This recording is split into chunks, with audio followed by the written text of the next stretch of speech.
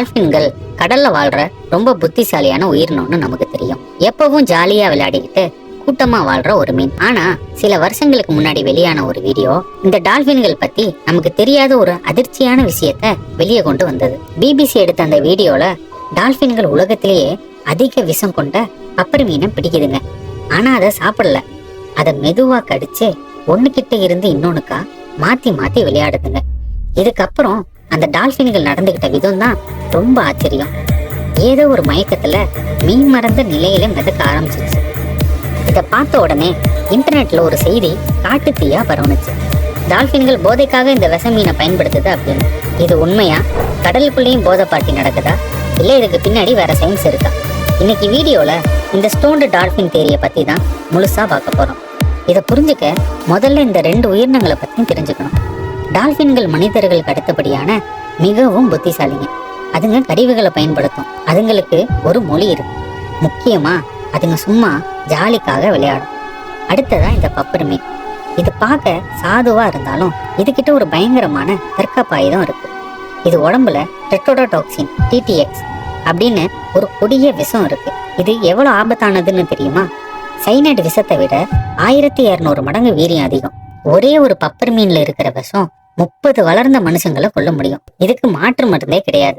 இந்த விஷம் உடம்புல போனா நர்வஸ் சிஸ்டம், அதாவது நரம்பு மண்டலம் செயலிழந்து மூச்சு நின்று இறந்து போவாங்க. இவ்வளவு ஆபத்தான ஒரு மீன் கிட்ட ஒரு புத்திசாலியான டால்பின் ஏன் போய் வம்பு வச்சுக்குது? இந்த சந்தேகம் வந்தது 2013 வந்த டால்பின்ஸ் ஸ்பை இன் த பாட் அப்படிங்கிற ஆவணப்படம் மூலமா தான். அவங்க கடல்ல டால்பின்களை ரகசிய கேமரா வச்சு கண்காணிச்சாங்க. அப்போ சில இளம் டால்பின்கள் ஒரு பப்பர் மீனை சுத்தி வளைக்கிறதா பார்த்தாங்க. அதை கொல்லாம ரொம்ப பக்குவமா மெதுவா அதை கடிக்க ஆரம்பிச்சிச்சுங்க. அந்த மீன் செத்து போகாத அளவுக்கு கொஞ்சம் கொஞ்சமா அந்த விஷத்தை வெளியேற்ற வச்சுச்சுங்க. கிட்டத்தட்ட 20-30 நிமிஷம் இந்த நிகழ்வு நடந்தது. அதுக்கப்புறம் அந்த டால்பின்கள் நடந்துகிட்ட விதம் விசித்திரமா இருந்துச்சு. தண்ணீரோட மேல் மட்டத்துல அப்படியே அசையாம மிதக்க ஆரம்பிச்சிச்சுங்க. தண்ணியில தெரியற தன்னோட பிம்பத்தையே ஒத்து பார்த்துக்கிட்டு ஒரு மயக்க நிலையில இருந்ததுங்க. இதை பார்த்த ஆராய்ச்சியாளர்கள்லாம் டால்பின்கள் வேணும்னே இந்த விஷத்தை கொஞ்சம் கொஞ்சமா ஏற்றி ஒரு போதை நிலைக்கு போகுதுன்னு சொன்னாங்க. சாகாத அளவுக்கு எவ்வளவு விஷம் தேவைன்னு அதுங்க கரெக்டா தெரிஞ்சு வச்சிருக்கு. கேட்கவே சுவாரஸ்யமா இருக்குல்ல. ஆனா எல்லா விஞ்ஞானிகளும் இதை ஒத்துக்கல. இன்டர்நெட்ல இந்த செய்தி வைரல் ஆனாலும் பல கடல் ஆராய்ச்சியாளர்கள் இதை ஏத்துக்க மாட்டாங்க. அவங்க என்ன காரணம் சொல்றாங்கன்னா, டால்பின்களோட விளையாட்டு குணம். டால்பின்கள் மற்ற உயிரினங்களோட ரொம்ப முரட்டுத்தனமா விளையாடும். ஒரு பூனை எலிய வச்சு விளையாடுற மாதிரி டால்பின்கள் ஆமைகளையும் ஜெல்லி மீன்களையும் தூக்கி போட்டு விளையாடுறத பார்த்துருக்காங்க.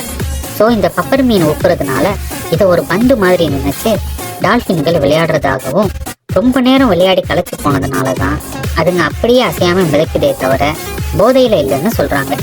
ஸோ அதுங்க போதைக்காக செய்யுதா இல்லை விளையாட்டுக்காக செய்யுதா? உண்மை என்னன்னா, நம்ம போய் டால்பின் கிட்ட உனக்கு போதையா இருக்கான்னு கேட்க முடியாது. ஆனா ஒண்ணு நிச்சயம், அவ்வளவு பெரிய விஷத்தை சாகாம சரியான அளவுல கையாளுறதுக்கு ஒரு பயங்கரமான புத்திசாலித்தனம் வேணும். அது போதையோ இல்ல விளையாட்டோ, கடலுக்கடியில நமக்கு புரியாத இன்னும் பல மர்மங்கள் இருக்குங்கிறத இது நிரூபிக்குது. நீங்க என்ன நினைக்கிறீங்க? டால்பின்கள் போதை பார்ட்டி கொண்டாடுதா இல்ல சும்மா விளையாடுதா? உங்க கருத்தை கமெண்ட்ல சொல்லுங்க. இந்த வீடியோ பிடிச்சிருந்தா லைக் பண்ணுங்க. இன்னும் இது போல சுவாரஸ்யமான விஷயங்களை தெரிஞ்சுக்க சப்ஸ்கிரைப் பண்ணுங்க. நன்றி.